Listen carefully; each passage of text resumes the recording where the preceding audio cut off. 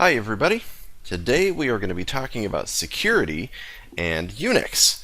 So the way we're going to approach this is to launch into the security of hardware. So eventually we'll get to the black hat stuff, but first let's talk about how we can actually share the system resources on that operating system such that our programs can't mess with each other. That's a key part of security just as much as keeping invaders out. We need to make sure that our individual programs can't hurt each other. So this is done in hardware. So the way it works is that we have a user mode and a monitor mode. User mode is for execution that's being done on behalf of the user, whereas monitor mode, also known as supervisor mode or system mode or root mode, this is the execution that's being done by the operating system because of the operating system. The privileged instructions that we've been talking about over the course of the term, those can be issued only in monitor mode. So a mode bit gets added to the hardware, and the mode bit is going to tell the hardware what current mode the operating system is in, whether it's in monitor mode or user mode. So whenever there is an interrupt or a fault that'll occur in a program, then the hardware is going to switch to monitor mode, and it does this by following the address stored in something called the interrupt vector, which is a special part in memory that tells the operating system what to do when something bad happens. It always knows that it can go to the interrupt vector and follow the address that's there, which points to the interrupt handler. And the interrupt handler function is kind of a recovery routine. It tells the operating system what it can do to recover from the error that it's in at that point. So that handler lets the operating system decide what it's going to do next. So if I'm in some user program and I have some problem, some fault, I can set my mode bit to 0, which puts me into monitor mode. And now that I'm out here in the interrupt handler, my operating system can decide what to do, to maybe unload the process, switch to a different process, maybe restart the computer, who knows, but that's part of the interrupt handler. And then it'll set the mode bit back to 1 and return to the user program, if appropriate. The input and output is protected in the sense that all of the operations that you would use for input and output are privileged only. You can't just execute those in user mode. You always request that the operating system do those for you. So the operating system makes sure that a user program cannot gain control of the computer in monitor mode by, for example, storing a new address into the interrupt vector. So by protecting the input-output routines, the point of this is to make sure that your user program doesn't change the interrupt vector or the interrupt handler, and by writing into that portion of memory.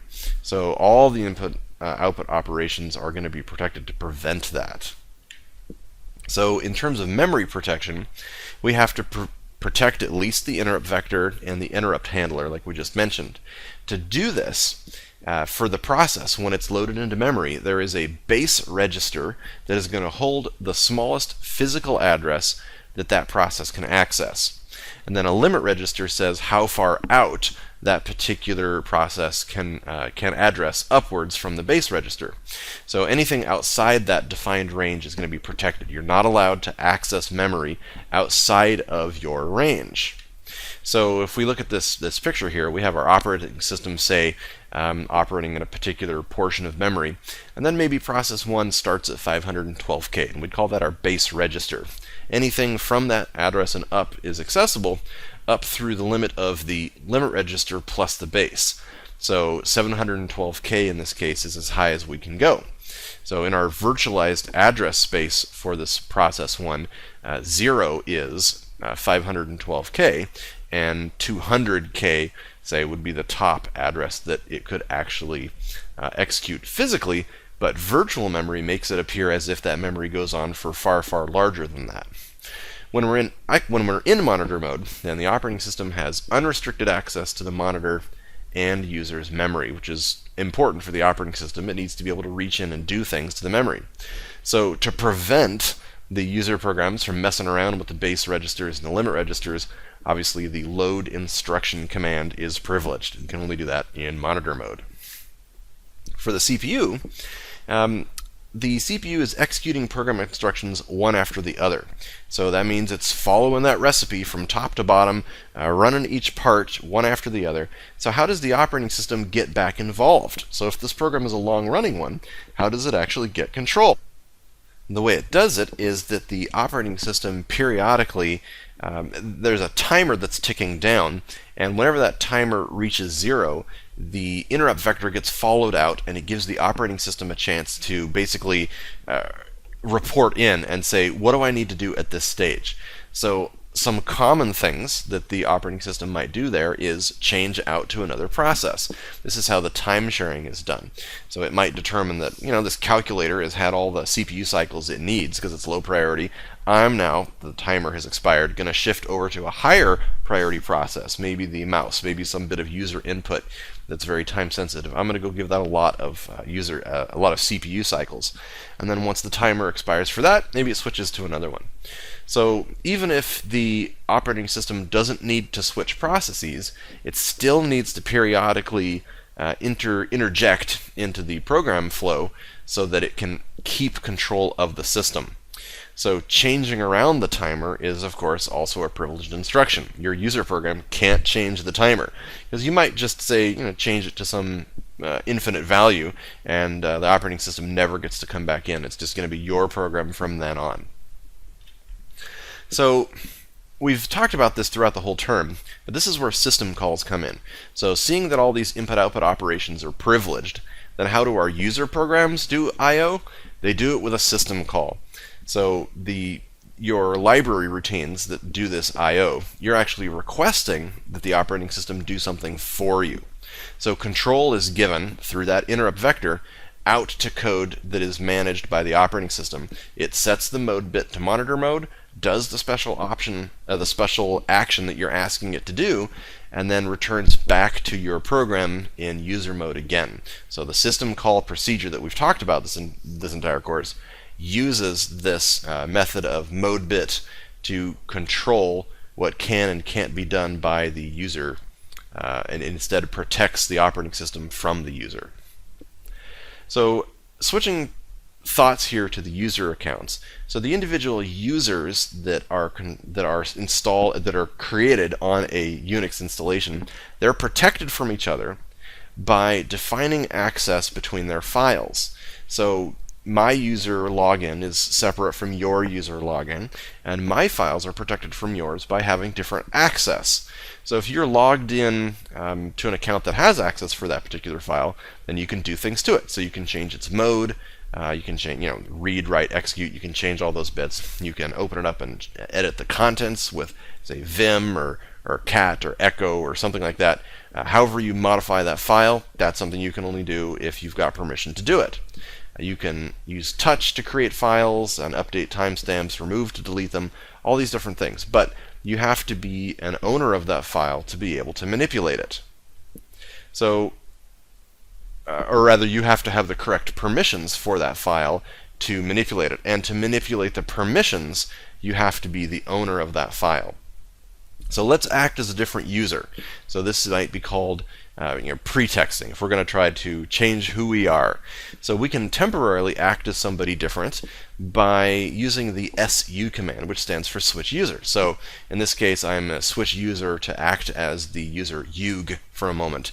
And when I'm doing that, everything that I do, the effective user ID for all the commands that I execute becomes UG. And that is going to change what I can do with the various files and commands that I interact with. Obviously, I have to know his user credentials to log in with SU. It won't just let you take over the appearance of being him.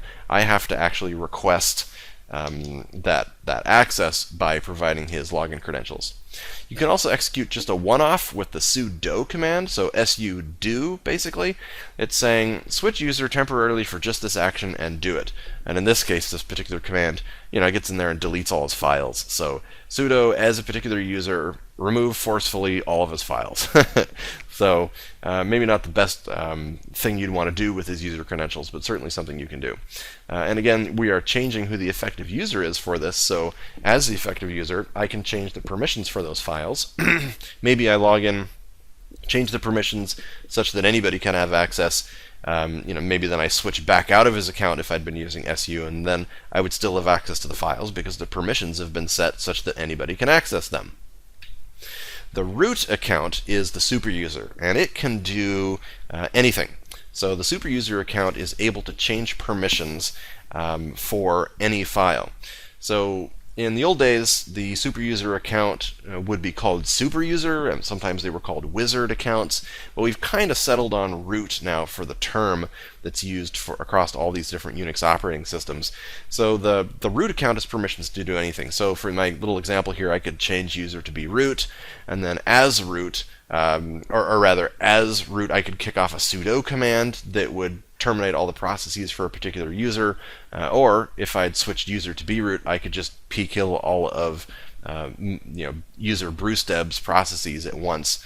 As a tradition and as good form, you should not stay logged in as root.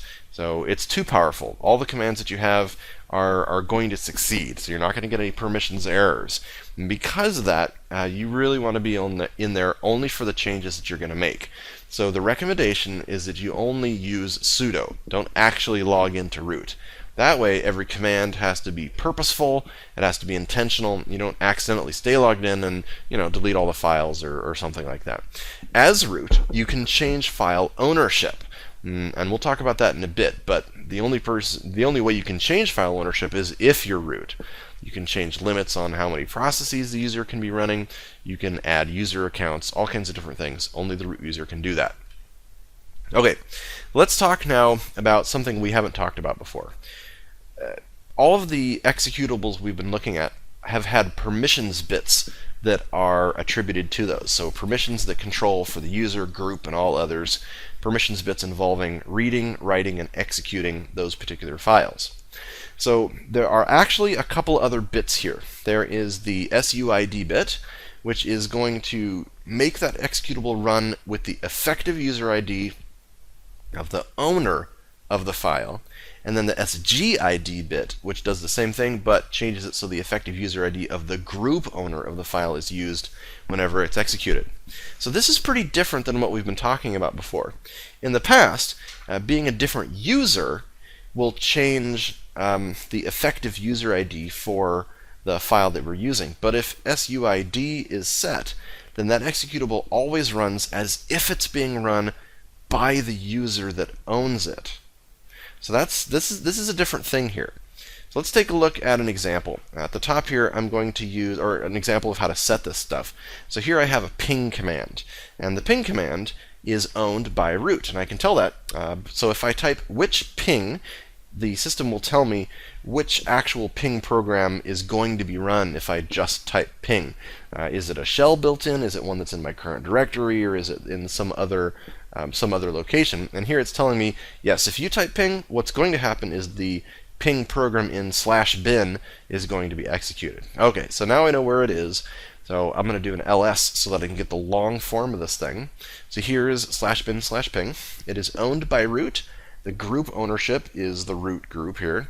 And we can see that for the user, the execute permission is has the s value instead of x. That means that the SUID bit is set for this program, which means that whenever ping is executed, it runs as root, which is important because ping does things that only root can do. Specifically, it is using ports that are only accessible to root. Very, very low numbered ports get used for ping when it operates. You as a user are not allowed to create sockets down on those ports, but the ping command needs to create sockets on those ports, or to use the sockets down there. So in order for that to happen, only root has to be involved to execute ping. So by setting this bit, we are saying that root is now the runner of the ping command every time it runs, and that gives us access down to those low numbered ports. So here I run the change mode command, and I am attempting to remove the SUID bit from this user, or from the user permissions of this file. And it tells me, change the permissions of /bin/ping, operation not permitted. You can't change the permissions of a file that you don't own. All right, so let's try it with one we do own. So here I will get a listing of a file I own, junk.test, and we can see that I'm the owner, Bruce Deb here, and that here's the permissions as they are. There is no sticky bit here, or there is no SUID bit set. In the next line, change mode U plus S, I'm adding the SUID bit. And if you look at the next line, after I run an ls for it, you can see that a capital S is in place. Now the capital S means that yes, the SUID bit has been set, but the execute bit has not been set. So in order to correct this kind of ineffective setting that it's in, you can add the standard executable bit with U plus X, and then when you run an ls again, you'll see that it's reverted to the S bit, which is going to make a little more sense. Okay, so if we think about change mode for a second here, then there's deeper and deeper levels than we thought. So it's not just that we have the read, write, and execute permissions bits for the owner, the group, and others, but what we actually have is there's another layer on top, which is for SUID, SGID, and then this other strange sticky bit. So why does this matter? Why does SUID matter? Well, what if you replace the contents of the real ping command, which does have the SUID bit set and is owned by root? What if you replace that with your own code? So you hollow out the contents of the ping executable and replace it with your own executable. What does that allow you to do? Well, it would have the same permissions since it's owned by root, and the SUID bit means that it'll run as root, but it could do anything, because if you can access the contents of that program and change out what it does, then that program can do anything because it's run as root every time it's executed. So what happens if you set the SUID bit on your own executables? Well, they're still owned by you, and so they would run as you, which isn't very interesting. So, okay, great. Now you've got a program that runs as you every time you run it, except you're already you, so that's not very useful. So can you just give, then, your custom executable to root? So imagine I wrote a program that does all kinds of bad things. Can't I just give the file to root, having set the SUID bit first on it? And the answer to that is no. You specifically have to be logged in as root to change file ownership. That's one of the reasons we've never talked about it. We can't really demonstrate it, because changing the ownership of that file requires root permissions, which makes sense. You shouldn't be able to give files or executables that have the SUID bit set to root, since you could then do arbitrary code execution, and we'd really like to avoid that on a system we're trying to keep secure. For the same reason, change group won't work either. You can only do that if you're a member of that group. Okay, so moving on to some more philosophical forms and analysis of security. Well, let's take a look at what is the strongest form of security. Well, the strongest forms would involve network and physical isolation, but that really limits the utility of that particular computer. So without people being able to access it, then it can be complicated. So maybe it's stored in a bank vault. And maybe it doesn't have a network cable. So what's it storing? What's it doing? It's holding some local database, maybe, some password list that needs to be accessed. Maybe the list of all the spies in the agency is stored on that computer. That's kind of what we're talking about here. If you decide to open it up so that there is physical access to that computer, even if nobody can log in, even if you've disabled local login access, which, for example, you can do to a Windows server machine, you can disable login access to that computer, you still have to worry about all of the bootable devices that are out there. So, live CDs, flash drives, all of these could boot a different operating system onto that computer, which can then access the hard drive of that computer. So if you've got physical access to it, why don't you just steal the hard drive? Then you can read that in any other computer you have. So physical access gives you complete power over that computer, and we'll show some examples here towards the end. You can even do some crazier stuff, like in the old days, the network interface card, the NIC lights, on the back of the computer where you plug the network cable into, that little light that's blinking, that used to actually be blinking per bit that was transferred across the network.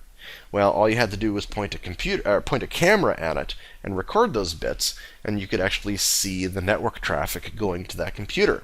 So, I mean, you saw the entire transcript of what that computer was communicating because it was represented right there visually.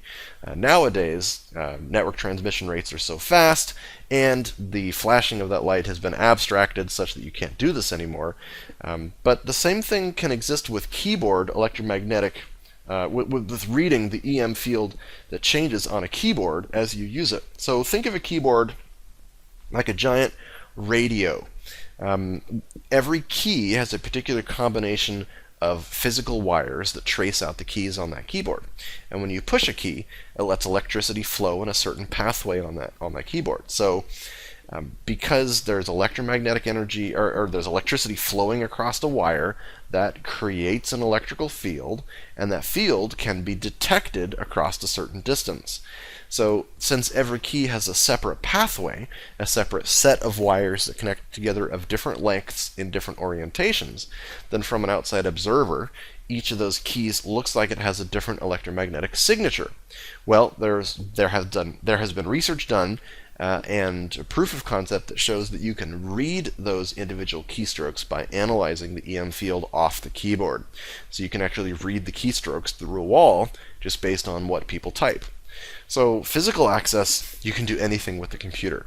So isolation to a sensitive machine is always a must. These machines should always be behind locked doors, and then we just have to worry about the network access to those machines.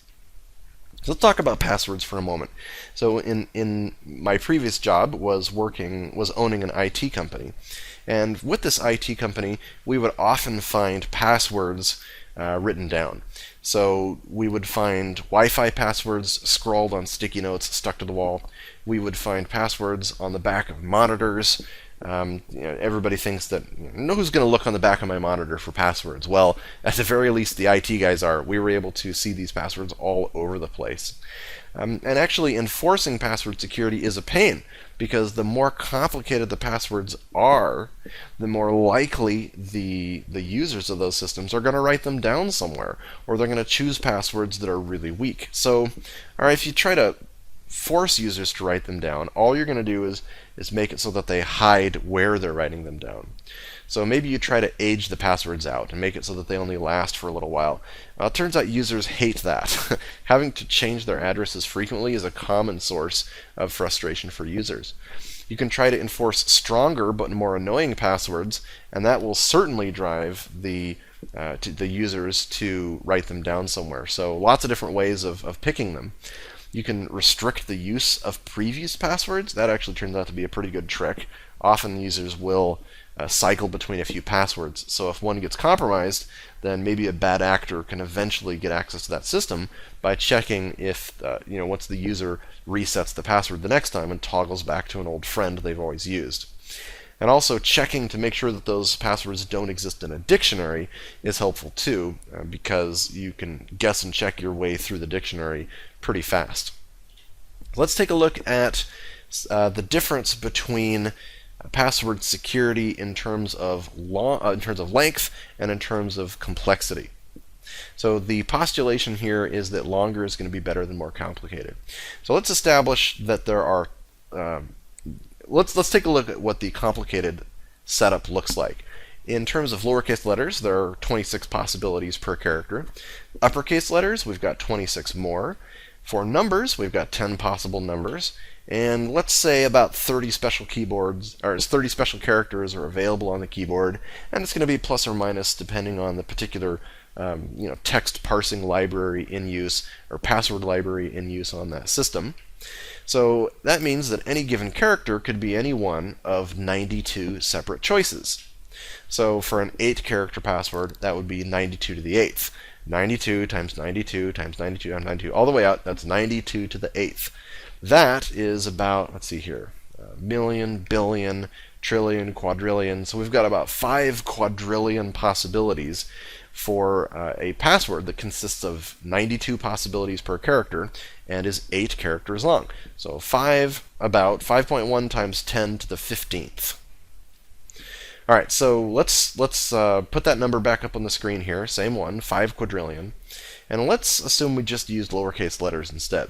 So this gives us a much smaller number. Here's 208 billion lowercase letters, or combinations of 8 character words that use only lowercase letters. So a 12-character lowercase password uses 95 quadrillion, or has 95 quadrillion combinations. So we've only added 4 more characters, and we're only using lowercase passwords. This is something that is far more likely to be remembered by the user. So which of these two, for example, are easier to remember? So which one of those are you more likely to have to write down? Do you remember what that secondary one was? And of course, it's I have 2 arms, and it's easy enough to remember because we're able to see these long passphrases. And writing passwords like this, which is 12 characters long, is much, much simpler to remember than one that's 8 characters long. So there's a great comic that discusses the length of passwords versus their complexity and the entropy involved in terms of making something be difficult to guess and the randomness of it. You can read this at the great XKCD comic site. This is number 936. You might remember this as the Correct Horse Battery staple comic. And for this particular example, 4 words are important to get the statistics to work. But the overall picture of length trumping complexity is absolutely true. Longer passwords are better than more complex ones, and I think we're going to see a shift in the industry towards this, that more sites will enforce longer passwords than they will complicated ones. Here's a list of the worst passwords from 2014. These came from hacked data dumps from other companies that will voluntarily report passwords and those that involuntarily have to report their passwords. And you can see how weak they are. These are the most common ones. I mean, just numbers. Even the word password gets up there in spot number 2. Interesting to see baseball and dragon and football on there. These are all dictionary words. Here we can see QWERTY, which isn't a dictionary word, but it's one that's right on your keyboard. It's right above the home row. So it's something that everybody knows. So don't use one of these. So if you try to log into a system, then most systems will lock you out if you try to keep logging in repeatedly over time. If you don't do that, then the account can be brute forced by simply guessing over and over and over again. So one difficulty is that if you do enforce a lockout mechanic, then that can be used as a kind of denial of service attack by a bad actor. They might just go through and lock out various user accounts on a system. Because if they just go in and try a bunch of times and it locks the account out, then the user who actually needs access to that system won't be able to get in either.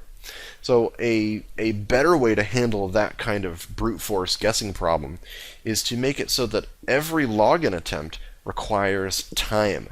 So if you type in a password that's wrong, and maybe it stalls you for 3 seconds, or even 1 second. Being able to guess 1 password per second makes it utterly impossible for brute force to work. Passwords get generated with what's called the sausage model, or the pork sausage model, or however you want to remember it. So it's a one-way system. So for a particular username, say user Bob here, if I have some horrible password like 123456, I can hash this using some complicated hashing algorithm to get something that looks truly awful, like this here on the right. And then I'm going to store that as a pair, user Bob, the username, stored with a particular password. So this encrypted pair is going to be public knowledge. And nowadays, those won't be public. You don't give out your password lists like this. But early versions of Unix had the password file as something that was accessible. You could just download a copy of the password file. And their thought was, well, all the passwords are stored encrypted, so what good does this do anybody? Especially since the encryption method is just one way. Well, if anybody did know how to reverse the password method, then they could convert that encrypted form back into the password. But it's very hard to crack, so this turns out not to be something they can do. But why is it dangerous to store that password file like that then? Well, if you have a database full of accounts that you know that's valid, you can take a dictionary and yourself encrypt each one of the passwords using the same method of encryption used or the same hashing method that password was generated in. So here in my example, you can see that I'm hashing up different numbers in sequence. And when I hit 1, 2, 3, 4, 5, 6 and it generates a password, I know that that's one I have in my list. So I know that I can convert this hash, A3R7 and on. I can know that that came from the password 1, 2, 3, 4, 5, 6.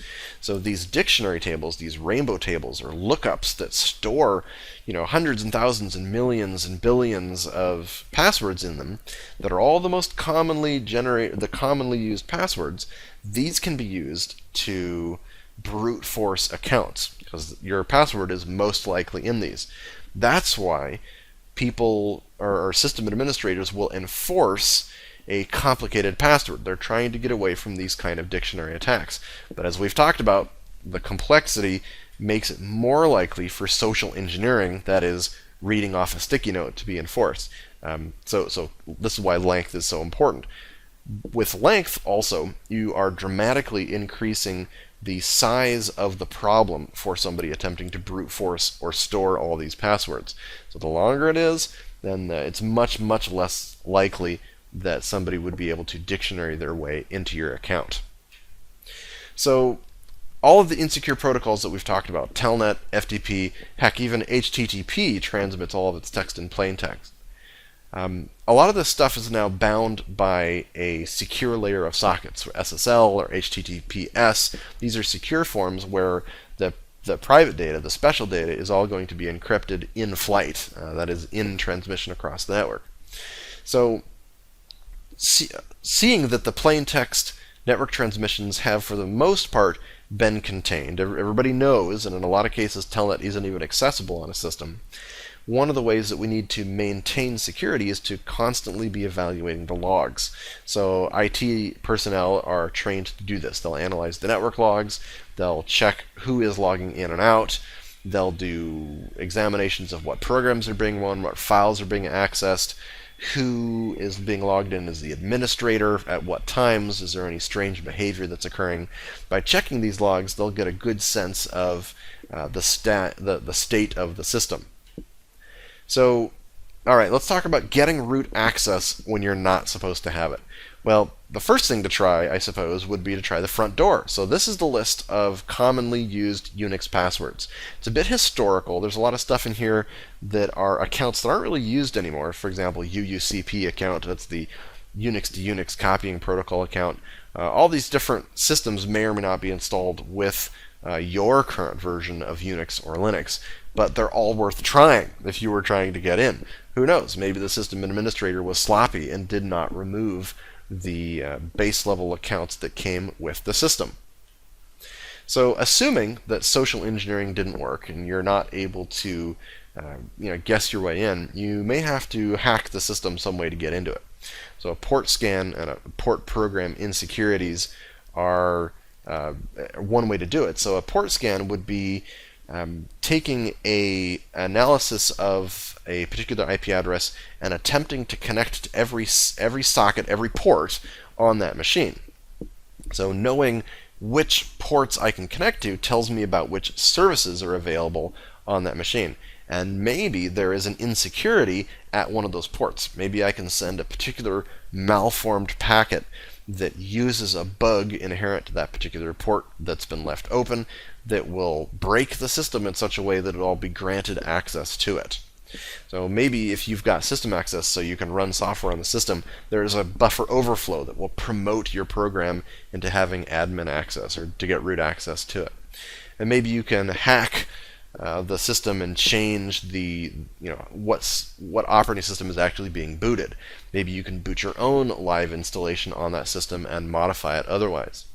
So obviously the reason we're talking about all this is so that you can protect yourself against it. You need to make sure that ports are closed, that you don't use. You need to make sure that you trust the users that are actually on your system. Even though you think it's protected, there's always bugs on it, so keeping trusted users in and the bad guys out is worthwhile. And you want to keep physical access to your computer to a minimum. Well, let's talk about breaking into Windows. It turns out to be shockingly easy to do, again, if you have physical access to that machine. So for our particular method here, this is this is a method that's been known for a long time. This particular sequence of pictures comes from a great How to Geek article that I highly recommend.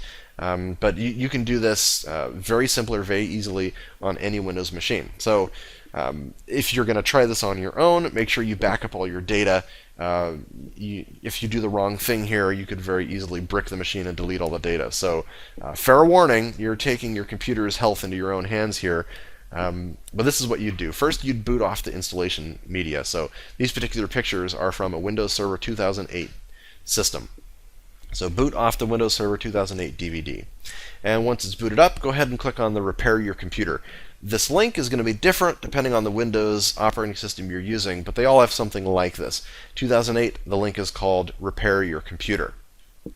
Once you're in here, you're going to click on Command Prompt. Remember, this is the operating system that's not running on the computer. This is the operating system that's running off of the CD. So the prompt that will appear is an administrator level prompt. You can see that right here. It says administrator.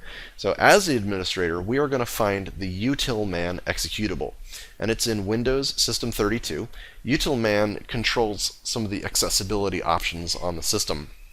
You know, when you click on it, that's the little wheelchair looking thing that pops up like a high visibility keyboard so that you can type in keys, or it'll screen read back to you the characters there. You know, it's a great feature to be able to have that accessibility so available. However, we're going to use this to break in. So take that utilman executable and move it out of the way. Rename it something so it's out of our way. Then you're going to copy the command prompt, in fact the very one that we're using here. We're going to copy this command prompt to the same name of the utilman executable that we just moved out of the way.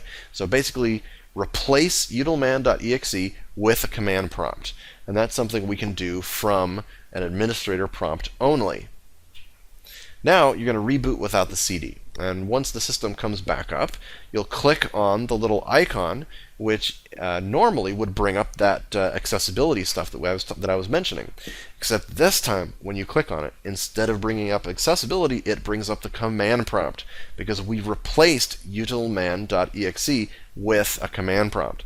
And this particular command prompt, we're now running on the computer, is no ordinary command prompt. This is the administrator command prompt. Once it's up, we can change the password like this. So here I'm using the net command and changing the user administrator account to a new password. So in this case, type a new password, retype it to confirm, and it'll allow me to do it. So that's nuts. I can just get in here and change the computer because I've changed around how I can access the command prompt. So then you can log in using that new password and put back the files that you had where you got them from. And this works in any Windows system that I'm aware of right now, from Windows 7 all the way up through Server 10, even Server 2012 you can do this on, and I wouldn't be surprised if you can do it on Server 2016 also. So something to check out. And you don't just have to log in and change the password. Why don't you just create a few of your own local accounts while you're in there? You know, no reason not to. So for those of you familiar with Windows domains, why can't you create a domain account while you're in there? Well, you can't create domain accounts because those are managed on the domain controller, which is a network entity. You can't just change those domain accounts from your local booted off the CD account. Another way to go here is to use the Windows registry and password editor, and you can download it here at the site listed on the screen.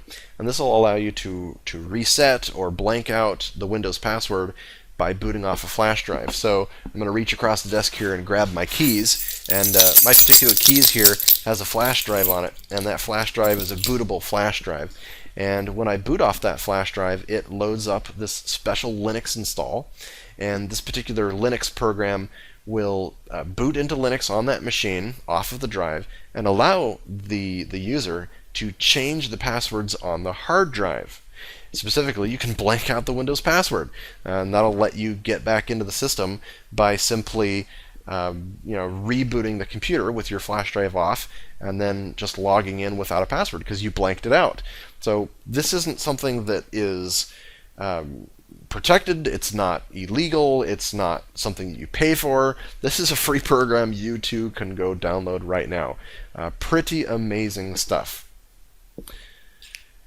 Well, let's talk about a particular hack that's interesting that talks a little bit about data security today. This particular event happened in 2012. Matt Onen, an editor for the excellent Wired magazine. So this particular account you can read on Wired, and I've incorporated it into a couple of slides here. What happened to Matt is he had his Apple account penetrated, and the people that were in his account were able to use the remote wipe features of the Apple system to erase everything on his iPhone, on his iPad, on his MacBook. They just wiped it all out remotely. And they did that by combining what multiple companies knew about Matt to put together a complete profile for him. So who are you? In order to do that, in order to prove that they were Matt, what they had to do is, so they had to prove that they were Matt, and once they were him, that allowed them to reset his password. And once they could prove that they were Matt and reset his password, they could then log into that account and reset all of his equipment. So who are you?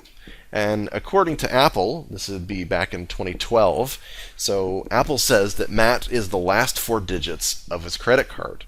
So all the companies involved in this particular hack were chagrined about this, and they have improved their security measures. But how many sites have you seen where the 4 digits of your credit card are simply accessible, say, on the receipt at the store?